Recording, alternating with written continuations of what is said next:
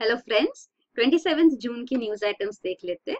The Hindu newspaper से ये 13 news items pickup की गई है, इनको डिटेल में डिस्कस करेंगे।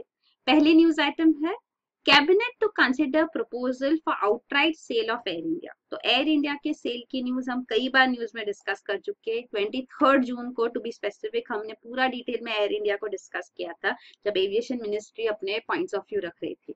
अभी भी जो न्यूज है वो है कि कैबिनेट डिसाइड करेगी। तो department of investment and public asset management, DIPAM जो है, ये डिपार्टमेंट है अंडर मिनिस्ट्री ऑफ फाइनेंस। तो हर मिनिस्ट्री के अंदर डिपार्टमेंट्स होते हैं, तो ये department one of the departments under ministry of finance. तो इन्होंने तीन प्रपोजल्स रखे, क्योंकि air India completely government owned है, तो उसका सेल कर देना है, परसेंटेज सेल, स्टेक सेल करना है। कितना परसेंट सेल करना चाहिए, उसके 3 ऑप्शंस उन्होंने सामने रखे कैबिनेट के। तो कैबिनेट फाइनल डिसीजन लेगी, तो जब फाइनल डिसीजन लिया जाएगा तब ये फिर से न्यूज में आने वाला है। तो यहाँ पे जो 3 ऑप्शंस है वो है, एक फुल 100% सेल ऑफ किया जाए, कि कंप्लीटली एयर इंडिया को सेल किया जाए, एक ऑप्शन।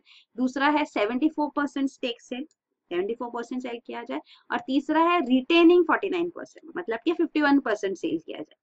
ये 3 ऑप्शंस है, उनमें से कैबिनेट कौन सा डिसाइड करती है, सिलेक्ट करती है, वो हम न्यूज में आगे देखेंगे जब न्यूज में आएगा। तो यहाँ पे हमने पहले भी डिस्कस किया था कि मिनिस्ट्री ऑफ फाइनेंस और नीति आयोग फेवर करते हैं कि कंप्लीट सेल ऑफ किया जाए एयर इंडिया को, लेकिन एविएशन मिनिस्ट्री चाहती है गवर्नमेंट एक स्टेक उनका रहे, थोड़ा स्टेक उनका रहे एयर इंडिया में।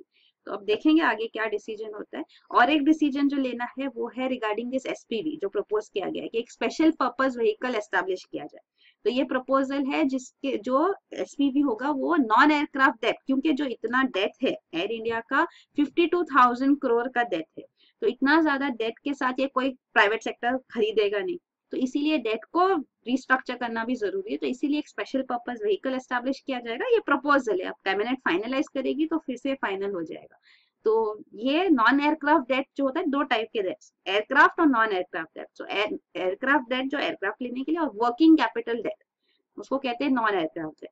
तो 52,000 करोड़ में से 30,000 करोड़ जो है वो वर्किंग कैपिटल डेट है, और बाकी का 22,000 करोड़ जो है वो एयरक्राफ्ट डेट है।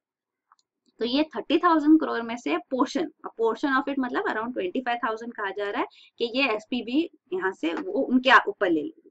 तो उसको वो पेमेंट कैसे करेंगे, उसके लिए through subsidiaries and real estate assets. तो जो एयर इंडिया के सब्सिडियरीज है, रियल एस्टेट एसेट्स है, वो अक्वायर करेगी, उनके थ्रू ये डेट वो सर्विस करेगी।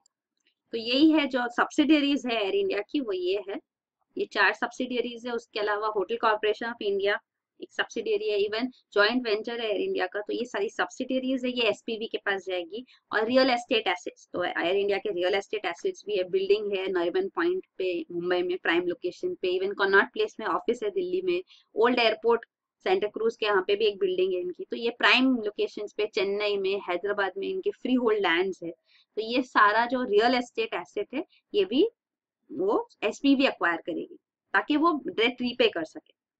तो यहाँ पे एक पॉइंट ये भी है कि रियल एस्टेट एसेट काफी सारा मॉर्गेज किया हुआ है, गिरवी रखा हुआ है, क्योंकि उन्होंने बैंक से इतना लोन लिया है, तो उसके अगेंस्ट वो गिरवी भी रखा गया है। तो अब देखते हैं आगे एयर इंडिया के प्रॉब्लम्स कैसे सॉल्व किए जाते हैं। फिर अगला न्यूज आइटम है Gulmarg cable car crash an act of God. तो ये रिसेंटली जो गुलमार्ग एक पॉपुलर स्कीइंग डेस्टिनेशन है जम्मू एंड कश्मीर में, इंडिया में, यहाँ पे 7 लोगों की डेथ हो गई क्योंकि केबल कार क्रैश हो गई, और इसके ऊपर इंक्वायरी सेटअप की गई। तो इन्वेस्टिगेशन में ऑफिशियल्स यहाँ कह रहे हैं कि ये यहाँ पे सारे सेफ्टी नॉर्म्स फॉलो किए गए थे। तो ये जो एक्सीडेंट है वो एक्ट ऑफ गॉड, मतलब गॉड ने करवाया, भगवान की मर्जी जो हम कहते हैं। तो ये स्टेटमेंट ऑफिशियल्स कहते हैं, दिस इज हाईली ट्रैजिक। ये एक्सीडेंट में 7 लोगों की डेथ हो गई है, 4 एक दिल्ली फैमिली के मेंबर्स थे और 3 यहाँ के लोकल यूथ थे। फिर अगला है कस्तूरी रंगन टू हेड एजुकेशन कमेटी। तो ये मिस्टर के कस्तूरी रंगन है, जो इसरो चीफ भी रह चुके हैं, एमिनेंट साइंटिस्ट है, पद्म विभूषण अवार्डी है। इनको चेयरमैन अपॉइंट किया गया है, कमेटी स्टैब्लिश की गई है, इसमें 8 मेंबर्स हो गए। तो ये चेयरमैन और 8 मेंबर्स हो गए। तो ये कमेटी फाइनल ड्राफ्ट प्रिपेयर करेगी न्यू एजुकेशन पॉलिसी के लिए। तो एक नया नेशनल एजुकेशन पॉलिसी फ्रेम किया जाएगा। तो ये उनके कमेटी उसके चेयरमैन हो गए। तो ऑलरेडी एजुकेशन के लिए एक कमेटी सेटअप की गई थी, वो थी TSR सुब्रमण्यम कमेटी, तो 2015 में सेटअप की गई थी। इन्होंने अपना रिपोर्ट भी मई 2016 में दे दिया है। तो इनके रिपोर्ट के सजेशंस भी ये कंसिडर करेंगे कि Kasturirangan committee national education policy frame करने के लिए, इवन स्टेट लेवल पे जो सजेशंस आ रहे हैं, इवन माई जीओवी जो प्लेटफॉर्म है गवर्नमेंट का, तो यहाँ पे जो ऑनलाइन व्यूअर्स यहाँ पे ऑनलाइन व्यूज दिए हैं, उनके व्यूज कंसिडर करे जाएंगे। एमपीज ने राइटिंग में व्यूज दिए हैं, वो सारे यहाँ पे कंसिडर किए जाएंगे और नेशनल एजुकेशन पॉलिसी फ्रेम की जाएगी। तो ये TSR सुब्रमण्यम कमेटी के रिकमेंडेशंस क्या है हम देख लेते हैं। तो जो मेजर रिकमेंडेशंस है वो यहाँ मेंशन है। तो फर्स्ट ऑफ ऑल है कि एक इंडियन एजुकेशन सर्विस एस्टैब्लिश की जाए, तो ये एक ऑल इंडिया सर्विस हो। तो यहाँ पे जो ऑफिसर्स अपॉइंट किए जाएंगे, सिलेक्ट किए जाएंगे, तो ऑल इंडिया सर्विस ऑफिशियल्स हो गए, मतलब कि सेंट्रल गवर्नमेंट उनको सिलेक्ट करे और सारे स्टेट्स में उनको स्टेशन किया जाएगा, कैडर्स हो गए। तो जो ऑल इंडिया सर्विसेज होते हैं उनमें कैडर्स होते हैं, तो वो स्टेट कैडर को बिलोंग करते हैं, जैसे IAS, IPS, Indian forest services, ये ऑल इंडिया सर्विसेज है। प्रेजेंटली यही 3 फंक्शनिंग ऑल इंडिया सर्विसेज है। तो ये इंडियन एजुकेशन सर्विस भी ऑल इंडिया सर्विस हो, क्योंकि एजुकेशन तो कंकरेंट लिस्ट में, और सेंट्रल गवर्नमेंट को इनिशिएटिव्स लेने चाहिए कि इसको इफेक्टिवली इंप्लीमेंट किया जाए।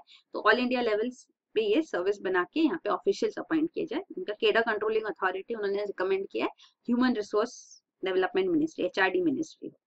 फिर दूसरा सजेशन उन्होंने दिया है वो ये है कि एजुकेशन सेक्टर पे जो एक्सपेंडिचर है वो इंक्रीज करना चाहिए, इसमें इन्वेस्ट करना चाहिए हमको। एटलीस्ट 6% ऑफ GDP आउटले होना चाहिए बजट में एजुकेशन के लिए, as soon as possible without any further loss of time. और दूसरा है कि मिनिमम एलिजिबिलिटी कंडीशन होनी चाहिए ग्रेजुएट लेवल पे, अगर आपको B.Ed कोर्स करना है तो B.Ed कोर्सेज के लिए मिनिमम एलिजिबिलिटी कंडीशन होना चाहिए 50% मार्क्स एट ग्रेजुएट लेवल। फिर टीचर एंट्रेंस टेस्ट कंपलसरी करना चाहिए, ये सजेशन है। इवन सर्टिफिकेशन होना चाहिए टीचर्स के लिए मैंडेटरी, गवर्नमेंट स्कूल हो या प्राइवेट स्कूल हो, उनको मैंडेटरी सर्टिफिकेशन होना चाहिए, और ये सर्टिफिकेट एवरी 10 ईयर्स इसको रिन्यू करना चाहिए। और इवन प्री स्कूल एजुकेशन जो है बच्चों के लिए, जैसे एज ग्रुप 4 to 5 के ईयर्स के एज ग्रुप में, वो भी एक राइट डिक्लेयर करनी चाहिए राइट टू एजुकेशन के अंदर। तो राइट टू एजुकेशन 6 to 14 है, तो 4 to 5 एज ग्रुप के लिए भी राइट होना चाहिए एजुकेशन के लिए। फिर नो डिटेंशन पॉलिसी को भी उन्होंने सपोर्ट किया। उन्होंने कहा है कि नो डिटेंशन पॉलिसी होनी चाहिए टिल क्लास 5, मतलब 11 ईयर्स ओल्ड के बच्चों के लिए नो डिटेंशन पॉलिसी होनी चाहिए। इवन फॉर एग्जामिनेशन उन्होंने कहा है कि ऑन डिमांड एग्जामिनेशन हो सकते हैं, तो बोर्ड एग्जाम जो है तो ऑन डिमांड बोर्ड एग्जाम्स हो, ताकि स्टूडेंट्स और पेरेंट्स दोनों को स्ट्रेस ना हो, फ्लेक्सिबिलिटी हो, कोई स्ट्रेस ना लिया जाए और ये स्टेप लिया जाए। Even mid day meal scheme के लिए उन्होंने कहा है कि इसको higher level secondary school level के लिए भी इसको एक्सटेंड करना चाहिए, क्योंकि प्राइमरी लेवल पे ही है अभी। और इवन UGC के लिए, यूनिवर्सिटी ग्रांट्स कमीशन के लिए उन्होंने कहा इसको रिवैम्प करना चाहिए, इसको और स्मॉल एंड स्मॉल बनाना चाहिए, मतलब एकदम एक्सपांडेड ऑर्गेनाइजेशन ना हो, इसका स्पेसिफिक रोल हो ऑफ डिसबर्सिंग स्कॉलरशिप्स, फेलोशिप्स वो प्रोवाइड करे, अवार्ड करे, और इसके लिए उनके लिए सेपरेट लॉ बनाना चाहिए कि हायर एजुकेशन को ये कैसे मैनेज करेगी, और ये UGC एक्ट जो फिलहाल का है उसको लैप्स कर देना चाहिए, तो नए एक्ट के अंदर इसको री इन्वोग्रेट करना चाहिए। और फाइनली जो सजेशन है कि टॉप 200 फॉरेन यूनिवर्सिटीज जो है उनको कंट्री में अलाउ करना चाहिए कि वो यहाँ पे कैंपसेस ओपन करे इंडिया में, और वो सेम डिग्री यहाँ पे ऑफर करे जो वो अपनी कंट्री में ऑफर करती है, जो उनकी कंट्री में एक्सेप्टेबल, तो वो यहाँ पे ये सजेशन भी दिया गया। फिर अगला न्यूज आइटम है school site entry level clause to deny RT। तो ये एक स्पेसिफिक केस है, डेली वेजर्स है ये मदुराई से। तो यहाँ पे उन्होंने अपने बेटे के लिए स्कूल एडमिशन किया RT के अंदर, तो तमिलनाडु में यहाँ पे ऑनलाइन सिस्टम एजुकेशन के लिए है, तो वो ऑनलाइन एप्लीकेशन उन्होंने किया, उनके बेटे का शॉर्टलिस्ट में भी नाम आ गया, लॉटरी सिस्टम से। तो ये राइट टू एजुकेशन में उनको ये स्कूल में यहाँ पे लोकल स्कूल में एडमिशन के लिए अपॉर्चुनिटी मिली, लेकिन उन्होंने स्कूल ने डिनाई कर दिया एडमिशन। उन्होंने कहा कि उनका बच्चा 5 ईयर ओल्ड है और वो लोअर KG के लिए ओवर एज है, और उन्होंने कहा, पेरेंट्स ने कहा कि हमको लोअर KG नहीं, जो एज अप्रोप्रिएट है क्लास 1 के लिए एडमिशन दो। तो स्कूल ने कहा नहीं, क्लास 1 के लिए एडमिशन नहीं है, जो RT के एडमिशन होते हैं वो एंट्री लेवल क्लासेस के लिए होते हैं नॉर्म्स के अकॉर्डिंग। तो वही एक कंसर्न है, तो यहाँ पे यही पॉइंट रखी गई है, क्योंकि RT के अंदर अगर वो एंट्री लेवल क्लास में अगर ले रहे हैं, क्योंकि RT राइट टू एजुकेशन के अंदर कंपलसरी है 6 to 14 ईयर्स के बच्चों को फ्री एंड कंपलसरी एजुकेशन दिया जाए, तो अभी तो 5 ईयर ओल्ड बच्चा है, तो वो एक पॉइंट है। और एजुकेशन इन नेबरहुड स्कूल्स दिया जाए, मतलब neighbourhood schools private educational institutions में भी यहाँ पे 25% सीट उनको अंडर प्रिविलेज्ड के लिए रिजर्व करनी चाहिए। तो अगर वो एंट्री लेवल पे ही देंगे हायर लेवल पे जब, क्योंकि जो पुअर पॉपुलेशन है वो इतना जल्दी स्कूल नहीं भेजते बच्चों को, तो है ना 5 इयर्स के बाद ही भेजते, तो फिर उनके लिए फिर क्या प्रोविजन होगा। तो ये एक पॉइंट रेस की जा रही है। और स्कूल लेवल पे भी अगर एंट्री लेवल पे उन्होंने ऑलरेडी एडमिशन ले लिए 25%, तो वही आगे लो केजी से हायर केजी में जाएंगे तो वही कैरी फॉरवर्ड होंगे। तो अगर वैकेंसीज है तो ऑफकोर्स उनको प्रोवाइड करना चाहिए कि क्लास 1 में भी वो एडमिशन ले। तो अब वही एक डायलेमा है यहाँ पे। आरटी एक्टिविस्ट है जिन्होंने ये केस अभी उठाया है। तो ये तो स्पेसिफिक केस है, बट आपको राइट टू एजुकेशन के बारे में सब पता होना चाहिए। तो ये 2 मेजर प्रोविजंस है। इवन नो डिटेंशन पॉलिसी भी आरटी के अंदर ही है। Reservation 25%, free and compulsory education, it's a right. Right to education act is also implementing a fundamental right. Article 21A के अंदर ये फंडामेंटल राइट है, right to free and compulsory education, constitution में। फिर अगला न्यूज आइटम है, Chinese troops transgress Sikkim sector in Dokala area. तो ये चाइनीज ट्रूप्स ने यहाँ पे Indian army bunkers, 2 Indian army bunkers को डिस्ट्रॉय किया यहाँ पे। तो ये सिक्किम रीजन में, तो ये ट्राई जंक्शन पॉइंट कहा जाता है डोकाला एरिया। तो ये नथुला पास के जो पास है, ला मतलब एक्चुअली ये नॉर्थ ईस्टर्न लैंग्वेज में पास ही होता है, तो ये नथुला के पास है। तो यहाँ नथुला प्रेजेंटली इवन कैलाश मानसरोवर जो पिलग्रिम्स है वो ये नथुला यूज कर रहे पास।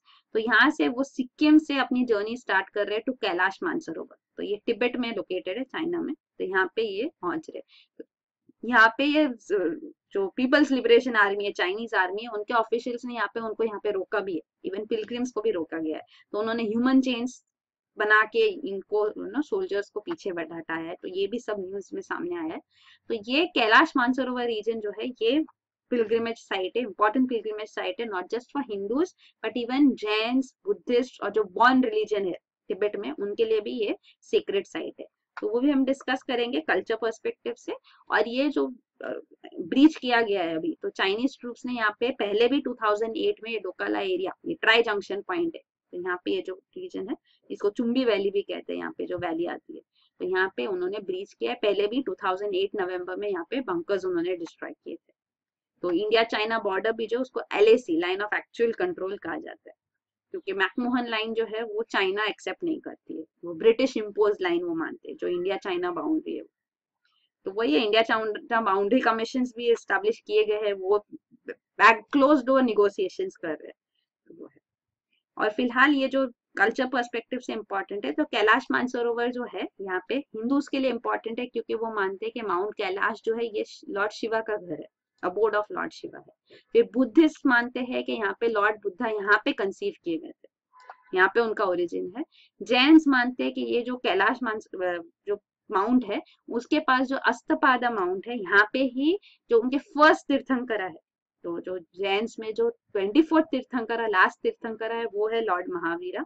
पर उनसे पहले जो फर्स्ट तीर्थंकर थे ऋषभनाथ, तो वो उनको मोक्ष यहाँ पे मिला था इस माउंट कैलाश के पास। और ये जो बॉर्न रिलीजन है, ये बुद्धिज्म से भी पुराना रिलीजन है, टिबेटन रिलीजन, ये मानते हैं कि कैलाश मानसरोवर है वो seat of all spiritual power है, यहाँ पे सारा स्पिरिचुअल पावर यहीं बसता है।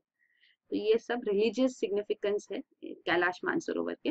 मानसरोवर लेक से यहाँ से काफी सारी प्रोमिनेंट रिवर्स ओरिजिनेट होती है, तो वो भी है। तो ज्योग्राफी से भी ये इम्पोर्टेंट है। फिर ये है रिगार्डिंग द चुम्बी वैली, ये रीजन भी यहाँ पे ट्राई जंक्शन पॉइंट है यहाँ पे जो ब्रीच हुआ था। फिर अगला है, at 399 ppm India matches the world in atmospheric carbon dioxide levels. तो ये है कार्बन डाइऑक्साइड कॉन्सेंट्रेशन के बारे में, 399 पार्ट्स पर मिलियन। तो कार्बन डाइऑक्साइड कंसेंट्रेशन एटमॉस्फेयर में कितना परमिसिबल है, कितना एक्सेप्टेबल है। एक्चुअली साइंटिस्ट ये मानते हैं कि अगर एटमॉस्फेयर में 350 कार्बन डाइऑक्साइड मॉलिक्यूल्स हो गए, पार्ट्स पर मिलियन मतलब 350 molecules out of million molecules, million gas molecules अगर है, 1 मिलियन मतलब 10 लाख, तो अगर 10 लाख गैस मॉलिक्यूल्स में से 350 कार्बन डाइऑक्साइड मॉलिक्यूल्स है, तो उतना ठीक है। उससे ज्यादा हुआ तो उसको अनसेफ माना जाता है, क्योंकि इतने कार्बन डाइऑक्साइड मॉलिक्यूल्स जो है वो ठीक है, उससे ज्यादा हो जाएगी तो फिर जो, क्योंकि कार्बन डाइऑक्साइड हीट ट्रैप कर लेते हैं, तो ये हीट ट्रैपिंग ज्यादा हो जाएगा, तो उसकी वजह से एक्सट्रीम क्लाइमेट इवेंट्स फिर ट्रिगर हो सकते हैं, तो ये माना जाता है। लेकिन ऑलरेडी 2015 में global average carbon dioxide emissions जो है वो 400 पार्ट्स पर मिलियन हो गए थे।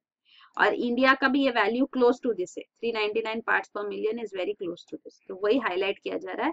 और थोड़े जगहों पे इंडिया में, थोड़े रीजन्स में, थोड़े स्टेट्स में स्पेसिफिकली ये 405 और 410 पार्ट्स पर मिलियन भी हो गया। तो ये सब जो इंफॉर्मेशन है जनरली जो है एटमॉस्फेयर ऑब्जर्वेटरीज जो होती है उनसे मिलती है, लेकिन ये ऑब्जर्वेटरीज के अलावा 1990 से सैटेलाइट इमेजेस भी अवेलेबल है। जो सैटेलाइट इमेजेस जो आ रही है अभी भी, जो रीडिंग्स आ रही है वो है ये ऑर्बिटिंग कार्बन ऑब्जर्वेटरी 2, ओको 2। तो ये सैटेलाइट है, नासा की सैटेलाइट है जो एनवायरनमेंट मॉनिटर करती है। तो यहाँ से कार्बन डाइऑक्साइड एमिशन लेवल्स के इंफॉर्मेशन मिल रही है। तो इंडिया ने भी ये ग्लोबल एवरेज तक के जो कार्बन डाइऑक्साइड एमिशन स्टैंडर्ड्स है उनको इंक्रीज, ये ब्रीच किया है एक्चुअली, इससे ज्यादा हो गया। जो ग्लोबल वैल्यूज है उनके पास, उनके क्लोज ही इंडिया की भी वैल्यूज है कार्बन डाइऑक्साइड एमिशन में, तो वो है। तो इसका रीजन भी माना जाता है कि पॉसिबल रीजन है इसके कि इंडिया में कार्बन सिंक्स कम है। तो कार्बन सिंक्स क्या होते हैं? कार्बन डाइऑक्साइड सिंक्स, तो कार्बन डाइऑक्साइड एब्जॉर्ब किया जैसे जैसे फॉरेस्ट कार्बन डाइऑक्साइड एब्जॉर्ब कर लेते हैं, even atmosphere carbon dioxide absorb कर लेते हैं, तो वो कार्बन सिंक्स कम है। पॉइंट सोर्सेज ज्यादा है, जैसे कि फॉरेस्ट फायर हो जाता है, बायोमास बर्निंग रूरल एरियाज में काफी ज्यादा होता है, अर्बन एरियाज में ट्रांसपोर्टेशन की वजह से CO2 एमिशंस होते हैं, तो ये सारे, और इवन वेदर कंडीशंस जो होती है, जो प्रिवेलिंग विंड वेदर कंडीशंस, उनकी वजह से भी ये इंक्रीज होता है। इवन विंटर्स में जैसे हमने देखा है कि विंटर्स में जो पोल्यूशन लेवल्स है वो काफी हो जाते हैं, ज्यादा हो जाते हैं। जैसे दिल्ली में पोल्यूशन काफी प्रोमिनेंटली न्यूज में रहा नवंबर दिसंबर में, क्योंकि तभी जो विंड पैटर्न भी था वो ऐसे था, और वेजिटेशन भी तब कम होता है विंटर्स में, तो कार्बन डाइऑक्साइड लेवल्स इंक्रीज हो जाते हैं। और ये जो इमेज रही है यहाँ पे बताया गया है इंडिया के कार्बन डाइऑक्साइड एमिशन लेवल्स के, कितना पार्ट्स पर मिलियन है कौन से रीजन में। फिर अगला है when America first meets make in India. तो ये इंडिया US जो अभी रिलेशनशिप इन न्यूज है because of prime minister Narendra Modi visit, तो उस कंटेक्स्ट में है। तो यहाँ पे डिफेंस और इकोनॉमी रिलेटेड मेजर पॉइंट्स रखी गई थी। तो इंडिया US डिफेंस रिलेशंस में हमारा India US strategic partnership model, हम उनके ऊपर वर्क कर रहे हैं। तो USA चाहती है कि हम उनके जो 3 फाउंडेशनल अग्रीमेंट्स है उन सबको साइन करें। हमने अब तक सिर्फ एक अग्रीमेंट साइन किया है, वो है लेमुआ। लेमुआ मतलब logistics exchange memorandum of agreement. तो ये लॉजिस्टिक्स एक्सचेंज करने के लिए कि आर्म फोर्सेस जो है वो रेसिप्रोकल बेसिस पे या कैश या पेमेंट से ये जो सर्विसेज जो है एक्सचेंज कर सके, तो उनको डॉकिंग प्रोविजंस वगैरह दिए जाए। तो ये सारा जो है प्रोविजन वो लेमुआ, ये अग्रीमेंट है। बाकी जो 2 अग्रीमेंट्स है वो हमने अब तक साइन नहीं किया, तो ये एक है। बाकी 2 अग्रीमेंट्स कौन से है वो यहाँ मेंशन है। एक है CISMOA, communications and information security memorandum of agreement, और BECA, basic exchange and cooperation agreement. तो ये लॉजिस्टिक सपोर्ट जो है, तो मतलब फैसिलिटीज, मिलिट्री एक्सरसाइजेस भी फैसिलिटेट किया जाए, इवन डिजास्टर मैनेजमेंट में, ह्यूमैनिटेरियन असिस्टेंस में जो है वो असिस्टेंस दिया जाए। तो ये जो है वो लॉजिस्टिक सपोर्ट अग्रीमेंट या जो लेमोआ है इंडिया US के बीच में, उसका मेन प्रोविजन है। और फिर दूसरा जो है ये डिफेंस रिलेटेड, तो हम लॉकहीड मार्टिन का भी केस है। लॉकहीड मार्टिन जो कंपनी है यहाँ F-16 फाइटर्स वो मैन्युफैक्चर करती है, फाइटर जेट्स, और इन्होंने रिसेंटली जॉइंट वेंचर किया है विथ रिलायंस। तो वो पिच कर रहे हैं हमारे को, जो फाइटर जेट्स एक्वायर करनी है इंडिया को, तो उसके लिए वो भी पिच कर रहे हैं। तो ये एक चीज है। फिर इवन डिफेंस डील हम और एक कर रहे हैं US के साथ, वो है ऑफशोर शेल्फ, मतलब डायरेक्टली हम प्रोक्योर कर रहे हैं 22 प्रीडेटर ड्रोन्स। तो ये भी $2 to 3 बिलियन की डिफेंस डील है। तो ये है। और इवन न्यूक्लियर टेक्नोलॉजी में जो हमने India US nuclear deal sign किया, उसके बाद जो मेजर न्यूक्लियर डील हुई है ना, फाइनलाइज हुआ है कोई कमर्शियल एग्रीमेंट, तो वो है NPCIL वेस्टिंग हाउस का।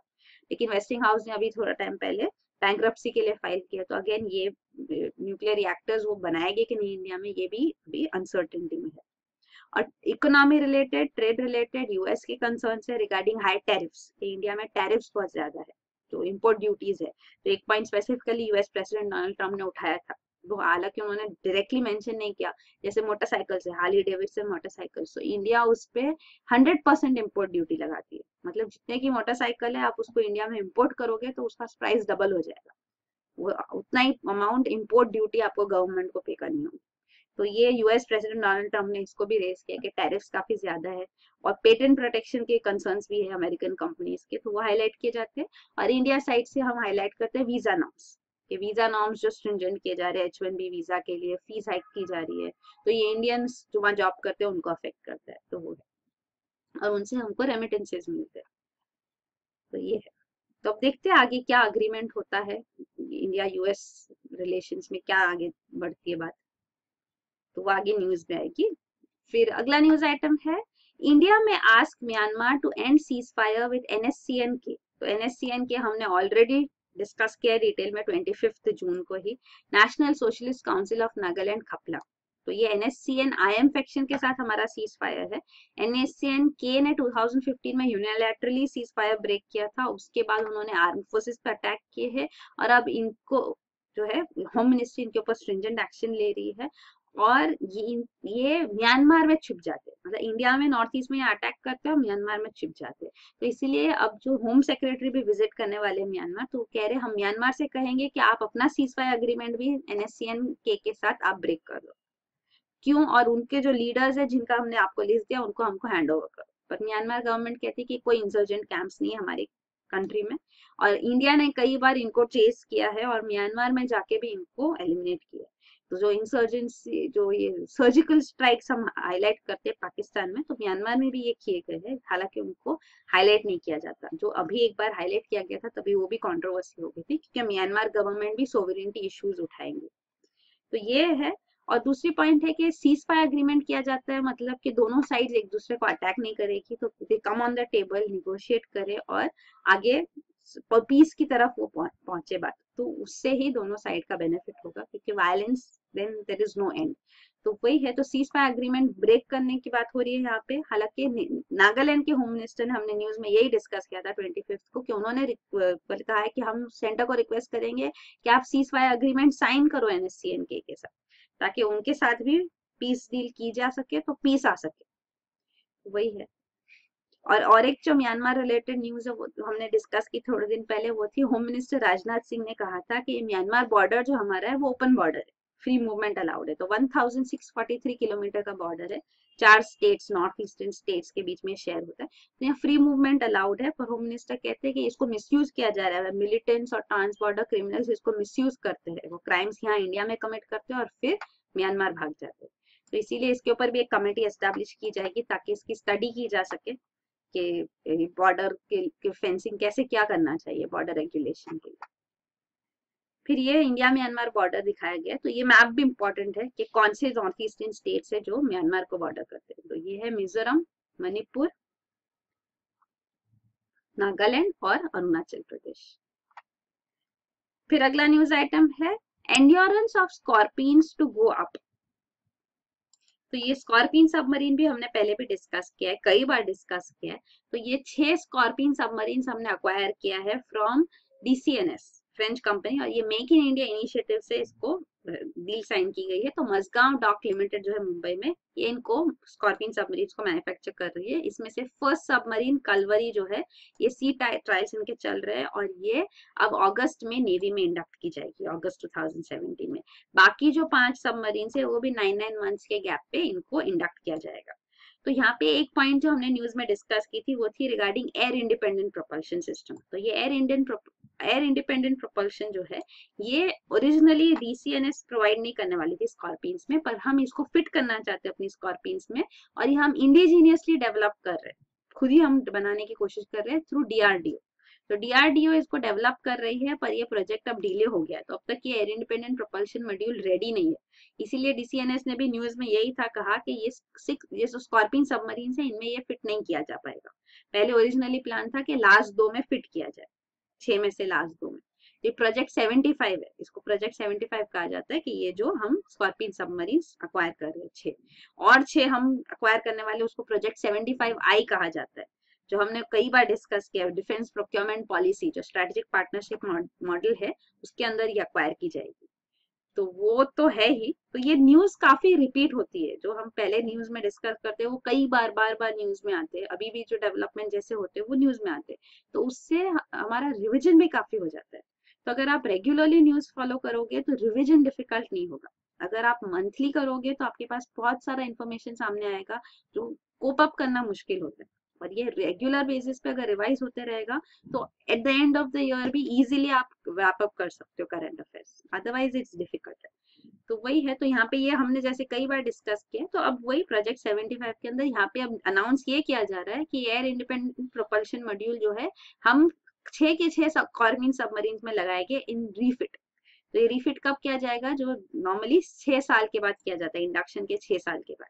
तो जब ये इनका रीफिट होगा सबमरीन का तब ये लगाया जाएगा। तो ये अब अनाउंस किया गया है। तो ये एयर इंडिपेंडेंट प्रोपल्शन सिस्टम भी क्या होता है ये भी हमने डिस्कस किया है पहले, लेकिन एक बार फिर से देख लेते हैं। तो ये है एयर इंडिपेंडेंट प्रोपल्शन सिस्टम। तो इसके अंदर मतलब स्कॉर्पियंस को अपना बैटरी रिचार्ज करने के लिए जो एयर सर्फेसिंग करना पड़ता है, ऊपर सर्फेस पे आना पड़ता है एयर सक करने के लिए। तो ये क्योंकि ये जैसे आप देख रहे हो ऑक्सीजन रिक्वायर्ड होता है फ्यूल सेल्स के लिए या बैटरीज के लिए, तो ये डीजल पावर्ड सबमरीन है। तो ये जो है अगर एयर इंडिपेंडेंट प्रोपल्शन मॉड्यूल होगा तो इनको सरफेस पे नहीं आना पड़ेगा, इनको ये प्रोवाइड किया जा सकता है। तो ये मॉड्यूल जो है ये हम डेवलप करने की कोशिश कर रहे हैं। तो इससे सबमरीन की एंड्योरेंस बढ़ती है, वो काफी ज्यादा टाइम तक अंडर वाटर रह सकते हैं, और इवन उनकी स्टेल्थ कैपेबिलिटीज बढ़ती है, क्योंकि सरफेस पे आ जाएगी तो वो नजर आ जाएगी, क्योंकि सबमरीन का मेन फंक्शन है स्टेल्थ कैपेबिलिटीज, मेन कैरेक्टरिस्टिक है, तो वो भी उनकी बनी रहेगी। फिर अगला न्यूज आइटम है US supreme court partially reinstates Trump travel ban, will hear arguments.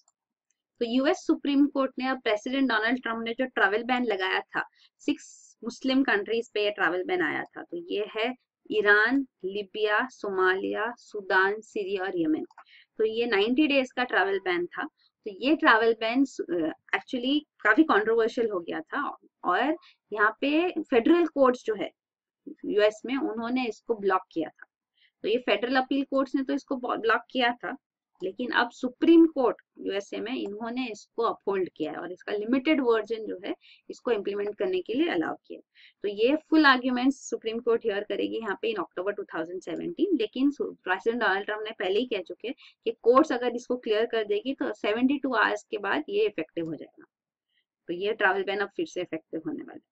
तो यहीं पे प्रोविजंस यही है कि अगर वो वीजा अक्वायर करते हैं तो अगर उनका कोई फैमिली मेंबर यहाँ है नहीं तो वो फिर उनको वीजा नहीं दी जाएगी। तो उनको प्रूव करना होगा कि फैमिली मेंबर है, या इवन फॉर्मल डॉक्यूमेंट्स होने चाहिए। फैमिलियल रिलेशनशिप नहीं है तो फॉर्मल डॉक्यूमेंटेड रिलेशनशिप होना चाहिए इन ऑर्डिनरी कोर्स।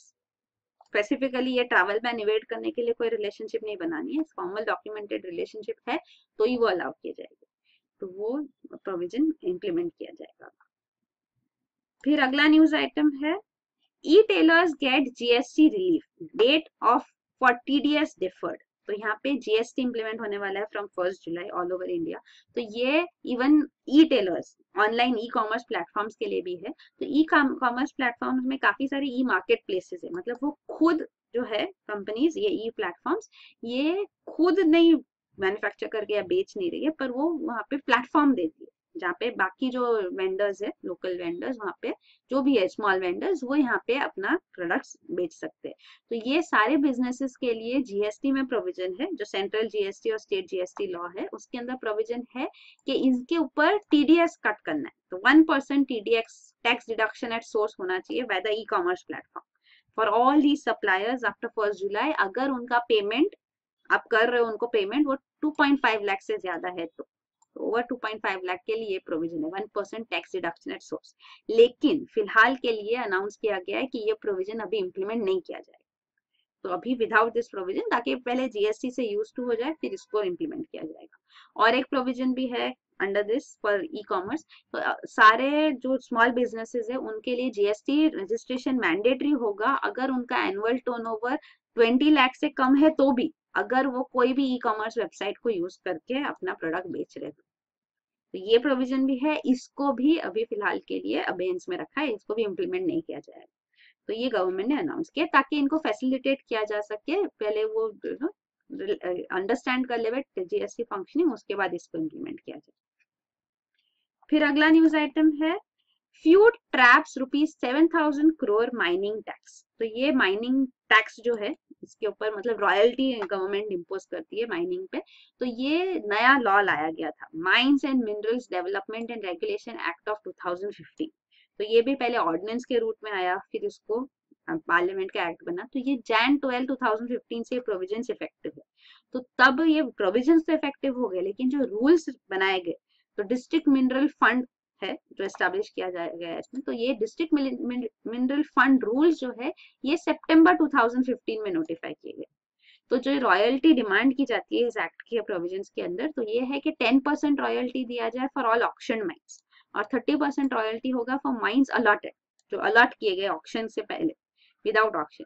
तो ये जो है प्रोविजन, ये इम्प्लीमेंट करने के लिए डेट कौन सी होनी चाहिए, तो गवर्नमेंट ने कहा कि Jan 12 से इफेक्टिव होगा, पर जो माइनर्स है वो यहाँ पे प्रोटेस्ट कर रहे हैं कि नहीं, इसकी डेट सितंबर से होनी चाहिए, तभी नोटिफाई किया गया। रेट्रोस्पेक्टिव इफेक्ट कैसे हो सकता है? तो ये केस उन्होंने हाई कोर्ट्स में लेके गए, और हाई कोर्ट्स ने फेवर में, माइनर्स के फेवर में एक्चुअली इन्होंने डिसीजन दिया। तो अब ये केस सुप्रीम कोर्ट के सामने, तो ऑलरेडी थोड़े माइनर्स ने फिर भी रेट्रोस्पेक्टिव इफेक्ट के हिसाब से भी पेमेंट्स कर लिए।